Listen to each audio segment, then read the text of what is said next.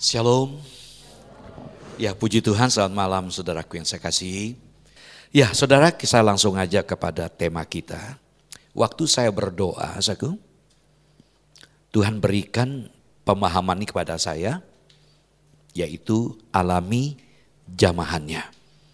Saudara, kita akui ya, ketika kita bicara tentang pengalaman spiritual, bagaimana pengalaman kita dijamah oleh Tuhan itu sepertinya sesuatu yang terlalu spektakuler, mungkin begitu saudaraku ya.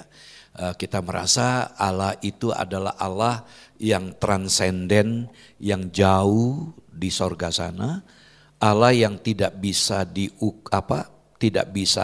diungkapkan begitu besar rahasianya, karena Dia Allah yang Maha Kudus, Maha Kuasa. Ya, sementara kita adalah manusia yang sangat terbatas. Tapi seringkali kita lupa Allah itu juga Allah yang imanen, yang ada dekat, yang tidak jauh dari kita. Tapi pertanyaannya, kalau Tuhan itu dekat dengan kita, kenapa kita tidak mengalami jamahannya? Dan itu yang saya renungkan, saya pikirkan, sehingga tema ini saya bagikan pada malam ini. Nah, puji Tuhan. Saudaraku, coba kita lihat gambar ini. Ya, saudaraku, kita akan coba melihat, memikirkan bagian ini. Ya, ini hal yang menarik yang coba kita perhatikan sebagai contoh yang baik. Raja Daud, namanya raja punya kekuasaan dan dia juga nabi, sebagai pengantara dia dekat dengan Allah, saudaraku. Nah, saudaraku yang saya kasih, dia punya pengalaman spiritual yang luar biasa. Tapi kita melihat Daud pernah gagal. Dia pernah gagal. Tetapi kalau kita melihat di Alkitab, justru Tuhan memberikan penilaian yang luar biasa kepada Daud. Ya, saudaraku yang saya kasih, Alkitab mengungkapkan bahwa Allah memberikan penilaian yang luar biasa. Kita tahu Daud punya latar belakang hidup yang rusak, bahkan terlalu jahat. Kalau kita melihat dalam 2 Samuel pasal 11, istri orang dia ambil. Ketika diketahui yang diambil itu sampai dihamili. Nah, dia merasa hamil wanita ini, dia panggil suaminya supaya bisa pulang, sehingga dia ingin cuci tangan. Tapi ketika suaminya pulang, ya saudaraku, Uria pulang, ya Uria tetap di istana. Dan dia tidak mau pergi ke rumahnya. Masa saya nyantai-nyantai di rumah sementara teman sedang berjuang, sedang perang. Lalu Uria dibikin mabuk, tetap enggak pulang. Akhirnya Uria diutus ya di medan tempur, di front yang paling depan, sehingga Uria mati. Jadi dalam 2 Samuel pasal 11 ayat terakhir katakan Daud sangat-sangat jahat sekali. Tapi menarik di sini. Mari sama-sama kita baca. Kisah Rasul 13 ayat 22, 2, 3. Tentang Daud Allah menyatakan, aku telah mendapat Daud bin Isai, seorang yang berkenan di hatiku dan yang melakukan segala kehendakku. Jadi kita melihat di sini bahwa Tuhan melupakan segala hal yang tidak benar yang pernah dilakukan oleh Daud. Karena Daud mengalami namanya pemulihan. Dia mengalami namanya perkenanan dari Tuhan. Dikatakan ya Allah telah mendapat Daud bin Isai, seorang yang berkenan di hatiku. Menarik ya. Kapan-kapan saya bikin khotbah seri tentang Daud dalam ibadah minggu. Dari kelahiran sampai dia mati. Menarik kalau kita belajar dari Daud. Nah, saudaraku yang saya kasih dalam Tuhan Yesus Kristus. Jadi apa yang dapat kita pelajari? Kalau Daud adalah sang raja ya yang pernah mengalami kejatuhan, namun ya ketika dia menyadari bahwa dirinya bersalah dan Tuhan ampuni dia, saudaraku, sehingga Allah berkata dia adalah pribadi yang sangat berkenan di hati Tuhan.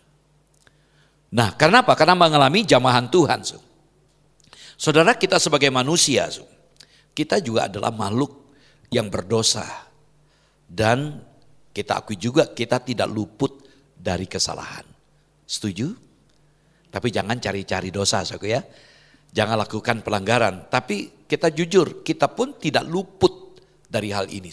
Nah, seringkali ini masalah kita. Kenapa seringkali kita tidak mengalami pengalaman bersama dengan Tuhan?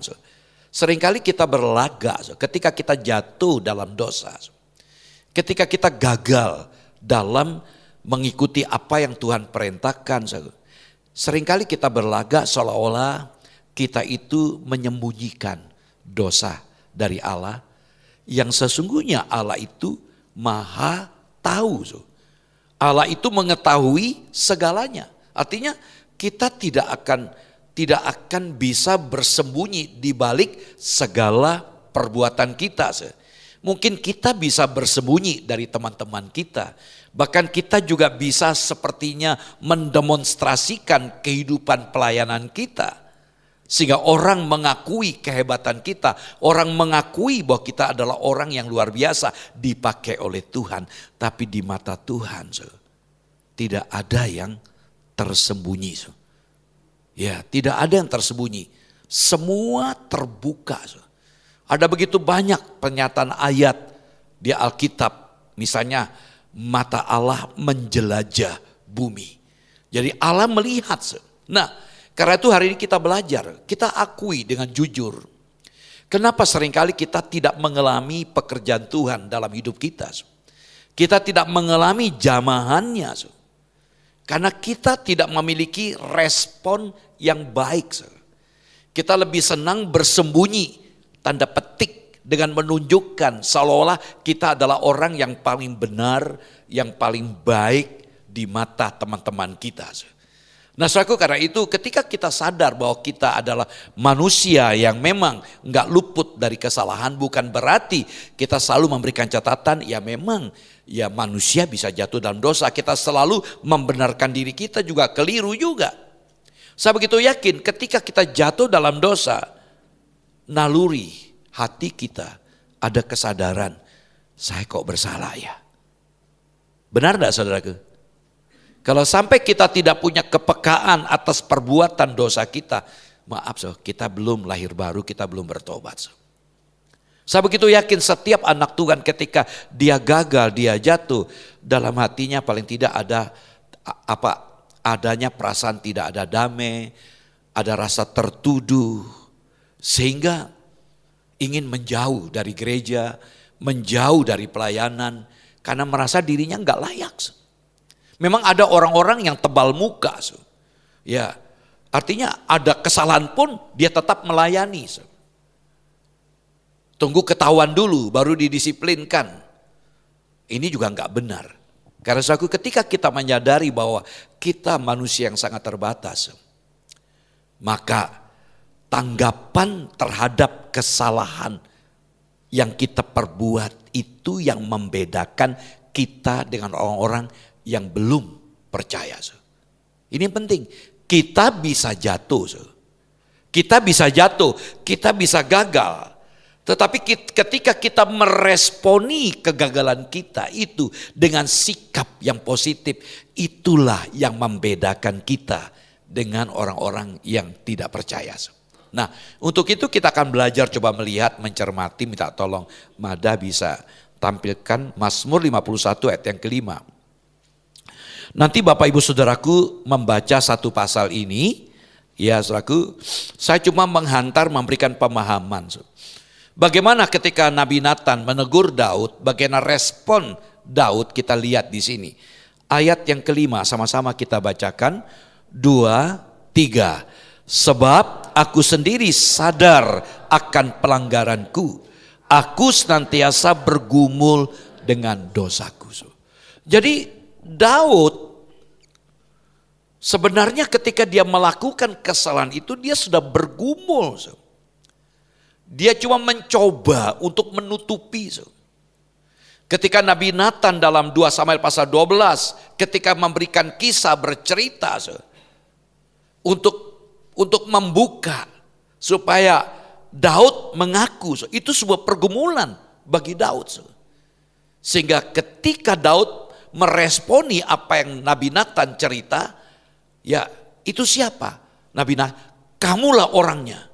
Daud langsung, dia raja, dia punya kekuasaan. Tapi dia tidak menggunakan kekuasaan. Dia menunjukkan bahwa dirinya memang manusia yang layak dijamah oleh Tuhan. Karena itu dia menyatakan pengakuannya. Dia tidak berbasa-basi lagi dengan Nabi Nathan. Iya, dia ngaku. Nah, dari ayat kita bisa melihat juga, sebab aku sendiri sadar akan pelanggaranku. Aku senantiasa bergumul dengan dosaku. Di sini kita melihat ungkapan penyesalan, pengampunan yang diungkapkan di sini. Jadi penyesalan dan pengampunan yang dialami oleh Daud selalu diawali dengan pengakuan. Jika sampai ada orang menyesal lalu minta ampun, tapi tidak mengaku, tidak menyatakan pengakuan, saya katakan orang ini orang yang belum menyadari hidupnya di hadapan Tuhan. Tapi Daud luar biasa. Ya dikatakan, ya aku sendiri sadar. Artinya ada kesadaran betapa rusaknya, rapuh dirinya, ia penuh dengan dosa itu. Daud sadar, akibat perbuatan yang dia perbuat, merusakkan hubungannya dengan sesamanya. Termasuk Uria mati terbunuh karena ulah dia. Otomatis juga sikap dia mengganggu panglimanya Yoab dan orang di sekitarnya. Saudaraku, dan tentu juga merusak hubungannya dengan Tuhan. Saya begitu yakin kalau orang hidup dalam tanda petik pelanggaran, dia tidak akan bisa menikmati hubungan yang baik dengan Tuhan. Baca Alkitab, berdoa pun tidak mungkin bisa fokus. Karena itu kita belajar hari ini. Jadi apa yang dapat kita pelajari? Jadi ketika ada hal-hal yang mengganggu kehidupan rohani kita karena sikap kita yang tidak benar, dibutuhkan respon, dibutuhkan tanggapan dari kita.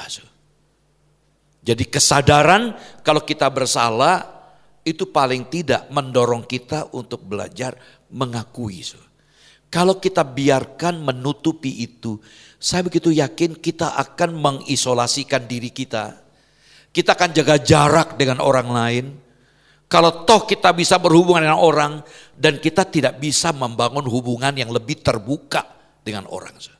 Ngapa saya rindu lewat cell group atau small group, lewat kelompok sel atau beranda, bertumbuh bersama Anda, kita bisa saling terbuka, saling mendukung satu dengan lainnya. Saya rindu. Mengapa saya amati? Dalam pengalaman saya di sini menangani jemaat, ada saya sarankan, ayo ikut komsel. Dia enggak mau. Kenapa? Saya tahu hidupnya tanda petik. Saya tahu hidupnya tanda petik. Dia tidak mau membaur. Kenapa? Dia lebih senang dengan orang-orang yang bisa dipengaruhi oleh dia. Tapi dia tidak akan mau dengan orang-orang yang sebaya dengan dia.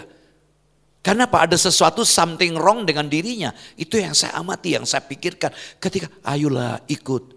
Ketawa-ketawa gak ada waktu segala macam. Tapi untuk jalan-jalan banyak waktu.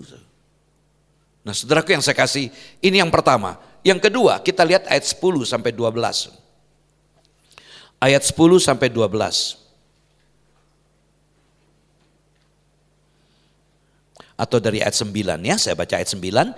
Bersihkanlah aku, ayat 9 ya. Bersihkanlah aku daripada dosaku dengan hisop, maka aku menjadi tahir. Basuhlah aku, maka aku menjadi lebih putih dari salju. Biarlah aku mendengar kegirangan dan sukacita. Biarlah tulang yang kau remukkan bersorak-sorak kembali. Sembunyikanlah wajahmu terhadap dosaku, hapuskanlah segala kesalahanku. Jadikanlah hatiku tahir, ya Allah, dan perbaruilah batinku dengan roh yang teguh. Ini yang kedua dari Daud. Jadi Daud memiliki kesadaran bahwa untuk memulihkan hubungannya dengan sesama, dengan Tuhan itu cuma satu. Izinkan Tuhan ambil bagian dalam hidupnya. Dia izinkan Tuhan itu ikut campur tangan. Mengapa dalam ayat 9, bersihkanlah aku. Ya, saudaraku, dalam ayat 12, jadikanlah hatiku tahir ya Allah. Ini keyakinannya, bahwa Tuhan mampu mengubah hidupnya. Artinya apa? Seberat apapun perbuatan, ingat Daud melakukan kesalahan yang sangat parah. Tetapi dia percaya dan yakin Tuhan sanggup memulihkannya. Ini luar biasa ya. Ada orang berkata, apa bisa Tuhan menerima saya? Saya sudah begitu rusak. Dan rekan Daud yang dipakai Tuhan pun sempat gagal. Tapi dia punya keyakinan. Dimulai dari adanya pengakuan. Dia tahu begitu sulit dia membangun relasi orang lain. Begitu sulit dia membangun relasi, dia adalah seorang pendoa yang dekat dengan Tuhan, tapi akibat dosa ada halangan. Tapi dia punya keyakinan bahwa Tuhan bisa dipercaya, Tuhan bisa diandalkan, Tuhan sanggup memulihkan dia. Sehingga dikatakan dalam ayat 9 bagian B, basuhlah aku, maka aku menjadi apa saudara? Lebih putih dari salju. Dia yakin Tuhan sanggup memulihkan. Itu yang kedua. Lalu yang ketiga, ayat yang ketiga. Mazmur 51 ayat yang ketiga. Demikian firman Tuhan. Kasihanilah aku, ya Allah, menurut kasih setiamu. Hapuskanlah pelanggaranku menurut rahmatmu yang besar. Tadi adanya pengakuan. Yang kedua ada keyakinan bahwa Tuhan sanggup. Di sini dia punya keyakinan juga bahwa Tuhan akan mengampuni dosa-dosanya. Kenapa? Karena dia mengenal, ini poin yang penting di balik keyakinannya, menghasilkan adanya pengenalan. Pengenalan tentang karakternya Allah. Ayat 3 tadi dikatakan, kasihlah aku ya Allah menurut. Perhatikan, dia minta belas kasihan karena ada keyakinan. Menurut kasih setiamu. Lalu dikatakan, hapuskanlah pelanggaranku menurut rahmatmu yang besar. Jadi Daud begitu mengenal Allah yang dia sembah. Itu Allah adalah pribadi yang penuh dengan kasih. Luar biasa ya. Manusia ini susah ya kalau kita lihat ya. Misalnya ada orang bersalah, kita lihat dalam dunia kita di televisi atau di media sosial, sudah minta maaf atas kesalahannya. Apa jawabannya? Oh kami sudah maafkan, tapi menurut hukum harus dalam proses hukum. Itu manusia. Harusnya kalau maafkan ya sudah clear, dosa main hukum segala kan. Tapi itulah manusia. Artinya dia belum bisa mengampuni orang tersebut. Itulah hukum dunia. Bisa paham? Oh saya maafkan. Karena dia sudah minta maaf ke saya. Tetapi proses hukum harus berjalan. Itulah dunia kita. Tapi kita dalam Tuhan tidak. Nah apa yang kita pelajari hari ini? Ingat, pelanggaran itu saudaraku menghambat kita dengan Tuhan. Saya amati misalnya kalau kita naik kapal laut. Ketika kapal itu mau berjalan, tetapi tali ikatan yang ada di dermaga belum dilepaskan, kapal itu bisa berjalan? Halo? Enggak bisa. Enggak bisa berjalan, harus dilepaskan tali itu, ikatan itu baru berjalan. Demikian kita tidak akan mungkin efektif kalau masih ada ikatan-ikatan yang membelenggu kita. Untuk maju sulit. Karena hari ini kita akan belajar, kalau kita ingin mengalami jamahan Tuhan, jangan ada yang mengikat. Contoh lagi, saudaraku mungkin saudara punya pengalaman berjalan karena aturan disiplin, Ya, kita tidak boleh berhenti ketika berbaris misalnya. Tiba-tiba ada kerikil masuk di sepatu kita. Tapi kita tidak boleh berhenti, harus berjalan. Bagaimana rasa saudara? Ada kerikil, waktu kita jalan pagi, berhenti, jalan di tempat. Atau jalan di tempat, begini. Kerikil itu akan menusuk, sakit dah.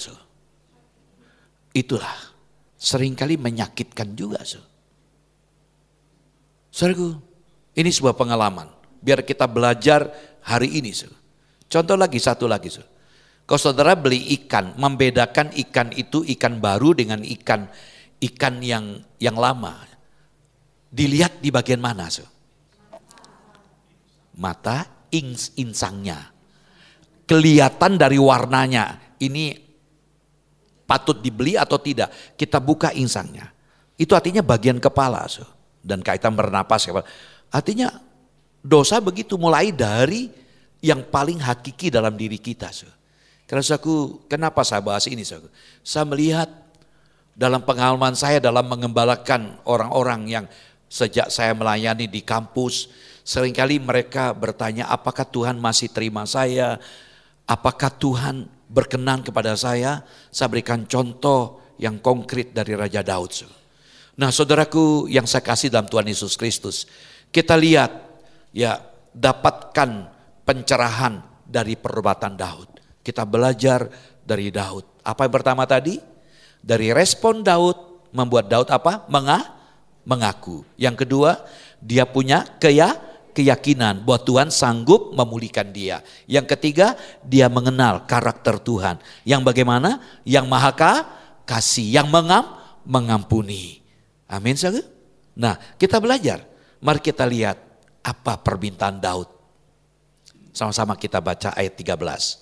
2, 3. Janganlah membuang aku dari hadapanmu. Janganlah mengambil rohmu yang kudus daripadaku. Itu doa permintaan Daud. Saudaraku yang saya kasihi. Daud mengalami gangguan dalam relasi dengan Tuhan. Sehingga dia tidak menikmati hadirat Tuhan. Dia tidak menikmati hubungan yang sehat dengan Tuhan. Dia melakukan ibadah, tapi dia tidak mengalami namanya encounter face to face dengan Tuhan. Tidak ada itu. Dan dia merasakan begitu menyedihkan. Sebab itu dalam doanya ini, janganlah membuang aku dari hadapanmu. Dia ingin betul-betul menikmati Tuhan. Dan jangan mengambil rohmu yang kudus daripadaku. Minggu yang lalu, Pak Indra sudah nyinggung ini dalam perjanjian lama.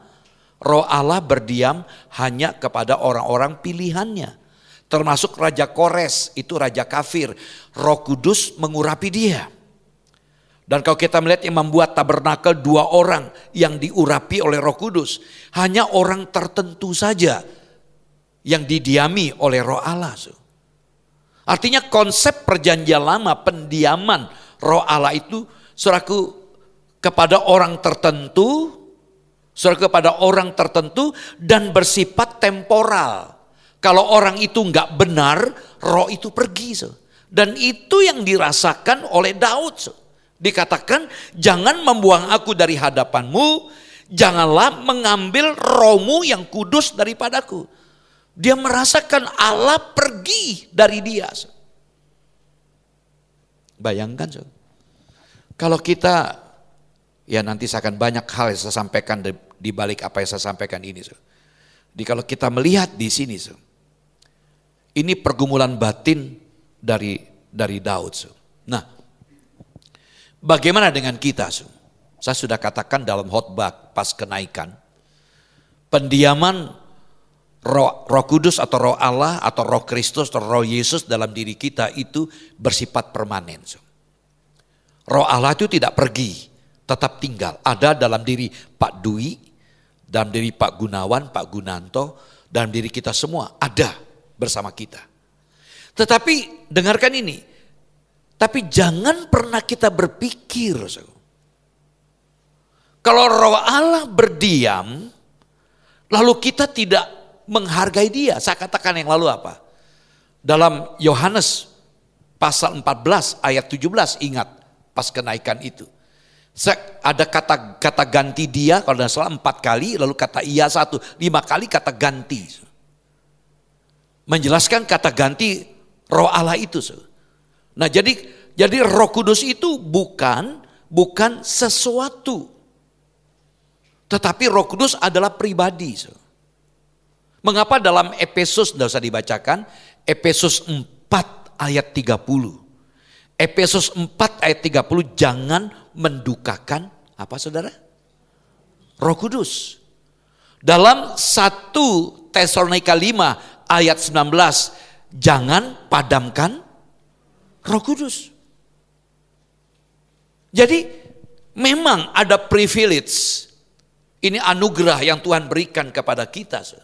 Roh Kudus bersama dengan kita. 1 Korintus 3 ayat 16, ya tidak tahukah kamu bahwa tubuhmu adalah bait dari Roh Kudus. 1 Korintus 6 ayat 19, bahwa Roh Kudus berdiam dalam dirimu. Roh itu adalah pribadi Allah, Tritunggal yang ketiga. Roh yang tidak dibatasi oleh tempat, oleh waktu, ada dalam diri kita bersama-sama.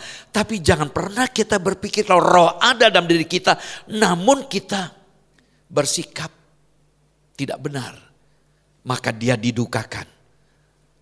Pekerjaan roh itu padam, sehingga kita tidak menikmati. Kalau toh kita melayani, tapi kita hanya sebatas kegiatan saja. Coba ditampilkan ayatnya.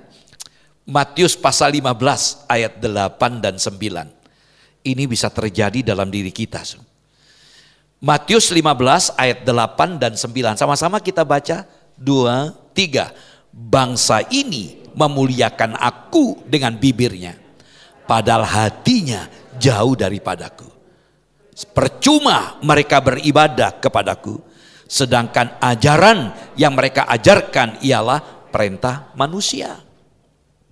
Perhatikan, mulut menyembah Tuhan, tapi hati tidak. Tuhan tidak mau dipermalukan ketika kita melakukan pelayanan. Tuhan ingin menunjukkan kemuliaannya di tengah-tengah pelayanan kita, meskipun kita ini rusak, meskipun kita ini brengsek. Tuhan bisa memakai kita untuk memberkati orang lain, tapi dengarkan, kita sendiri akan berurusan secara pribadi dengan Tuhan. Maka jangan pernah kita sombong, aku rusak saja bisa dipakai ya. Jangan itu menjadi alasan untuk pembenaran diri kita. Buktinya aku hebat kok. Padahal kita hidup dalam dosa. Kita hidup dalam ketidakbenaran. Tapi kok kenapa kita dipakai luar biasa dengan penuh urapan. Tuhan bisa pakai kita. Tapi dengarkan, pribadi saudara dengan Tuhan tetap berurusan.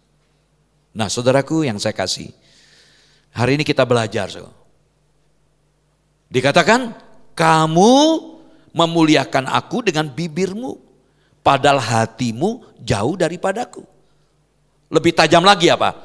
Percuma, saya pakai kata ganti kamu ya. Percuma kamu beribadah kepadaku, sedangkan ajaran yang kamu ajarkan ialah perintah manusia.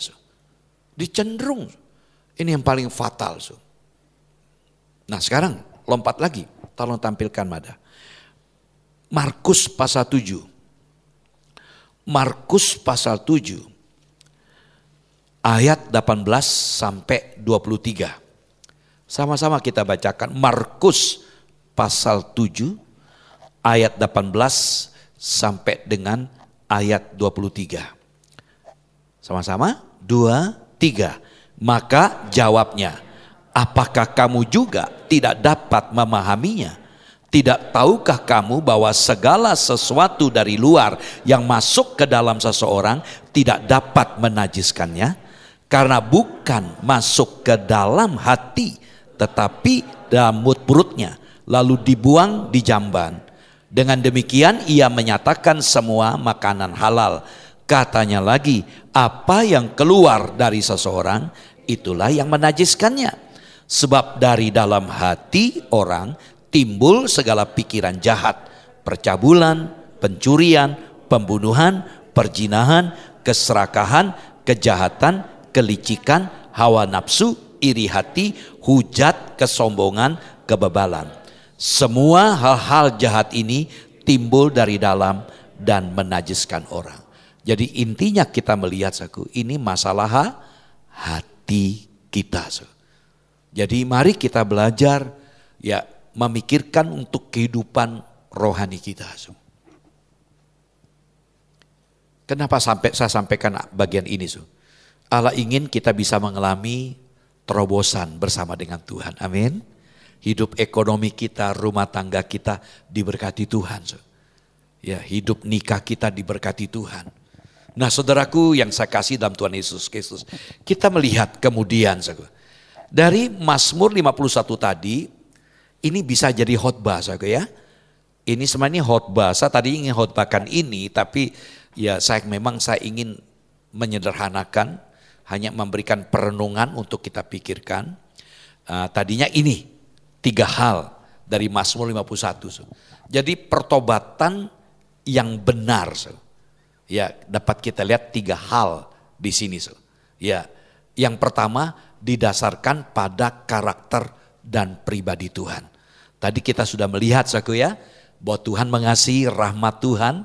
Jadi kita bisa mengalami pengalaman pemberesan, pembenaran itu karena berdasar pada karakter dan pribadi Tuhan.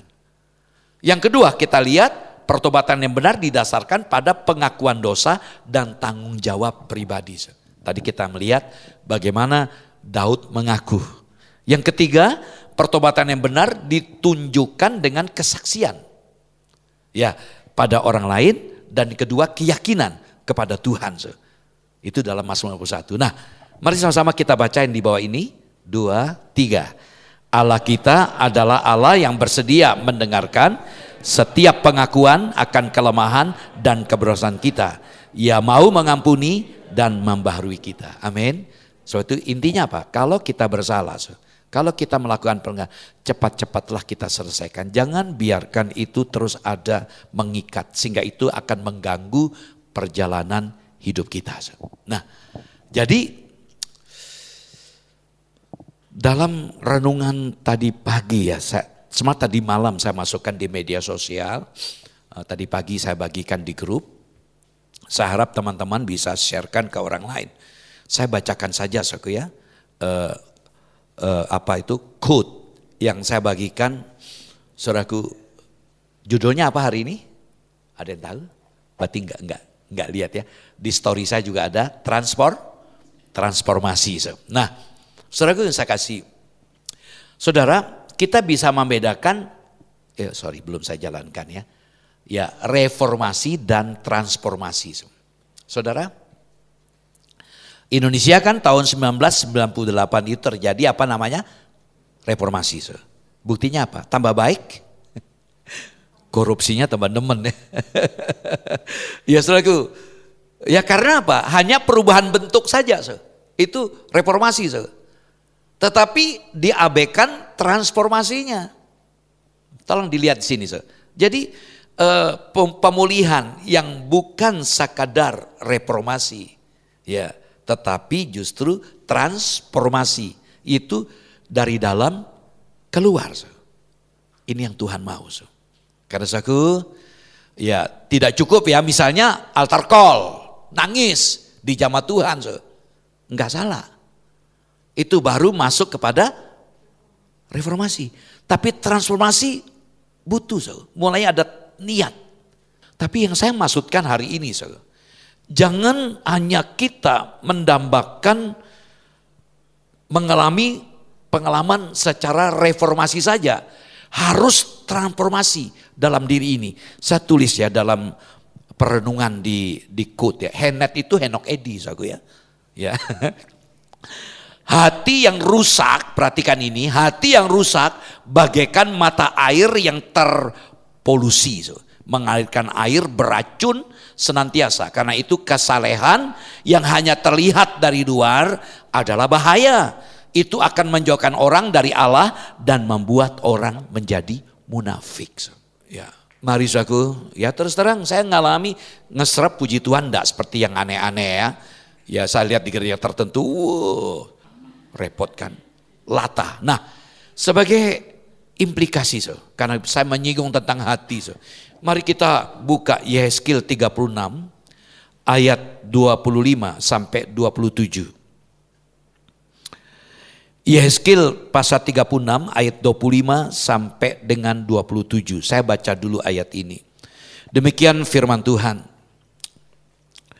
Aku akan mencurahkan kepadamu air jernih yang akan mentahirkan kamu dari segala kenajisanmu, dan dari semua berhala-berhalamu aku akan mentahirkan kamu.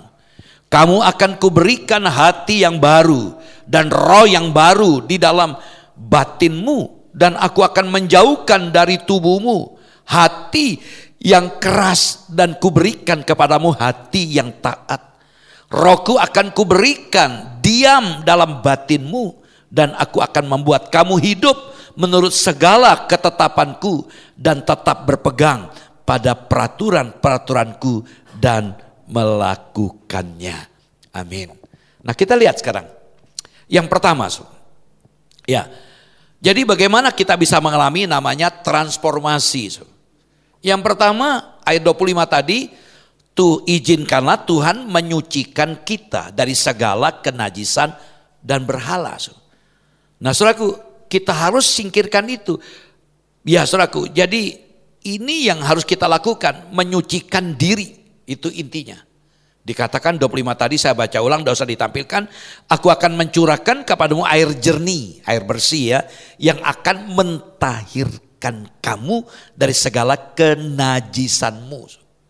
Mereka sedang ada di pembuangan waktu itu. Ini pesan Tuhan lewat Nabi Yehezkiel.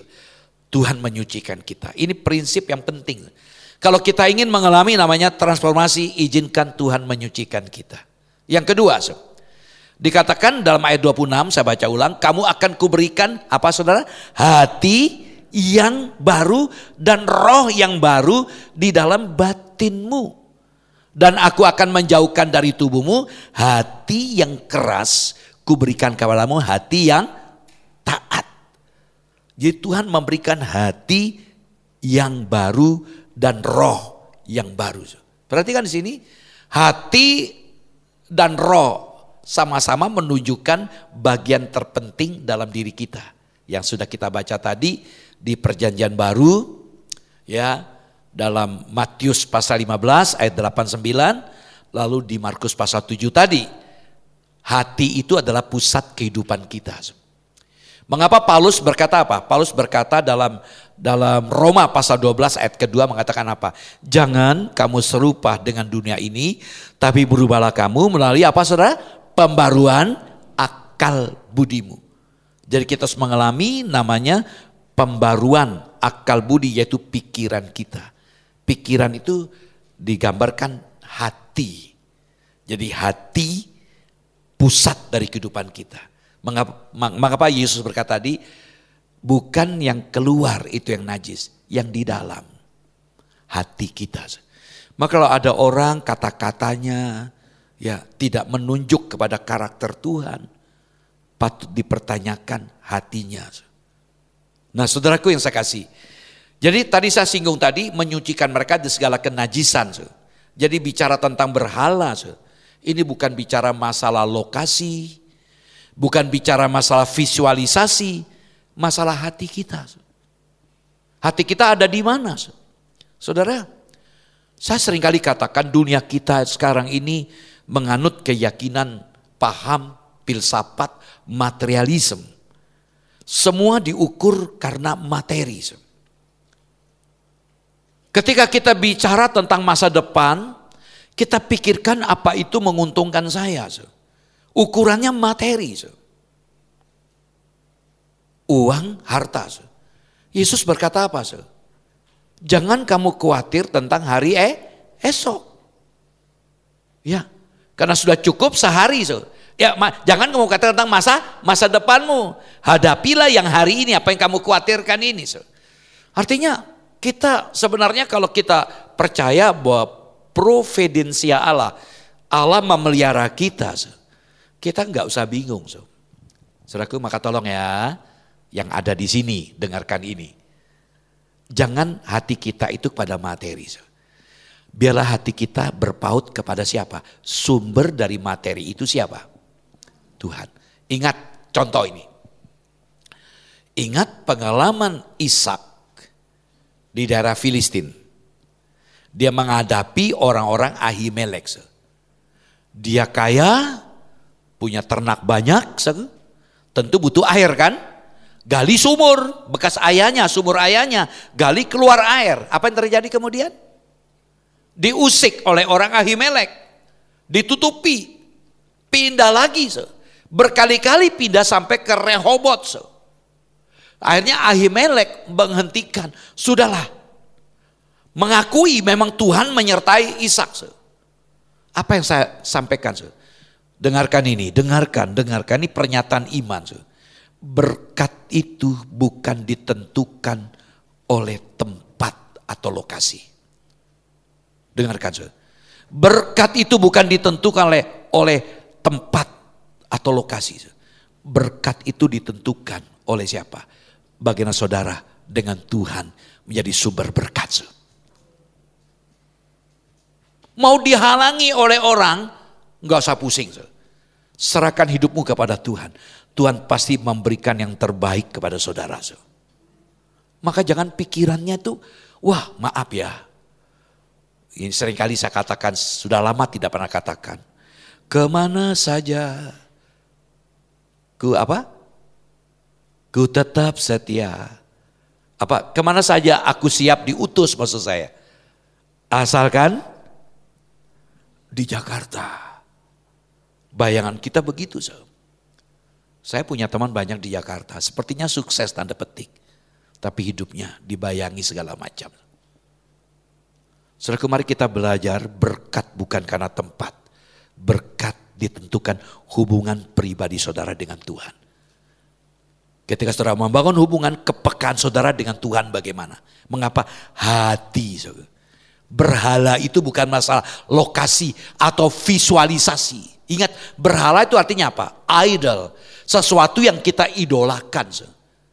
Yang kita nomor satukan. Karena itu berhala yang paling bahaya ketika sesuatu yang menguasai hati kita. Maka kita belajar ya, hati kita dibawa kepada Tuhan. Ya. Yang ketiga, dalam ayat 27 bagian terakhir. Rohku akan kuberikan diam di dalam batinmu. Dan aku akan membuat kamu hidup menurut segala ketetapanku. Dan tetap berpegang pada peraturan-peraturanku dan melakukannya. Tuhan akan menaruh Roh Kudus dalam diri kita. Artinya apa? Roh Kudus yang akan menghasilkan kemampuan, ketaatan Anda kepada Tuhan. Kita ini lemah, kita terbatas. Mengapa Zakaria berkata, bukan oleh karena kuatku, tetapi karena rohmu. Jadi kita bisa kuat karena roh. Dengarkan ini anugerah bagi kita. Roh Kudus sudah ada bersama dengan kita. Daud tadi berkata, jangan kau ambil. Kita beda dengan era Daud. Roh ada bersama dengan kita. Tapi izinkan roh itu bekerja. Sehingga kita dimampukan. Biar malam ini kita belajar membawa setiap hati kita kepada Tuhan.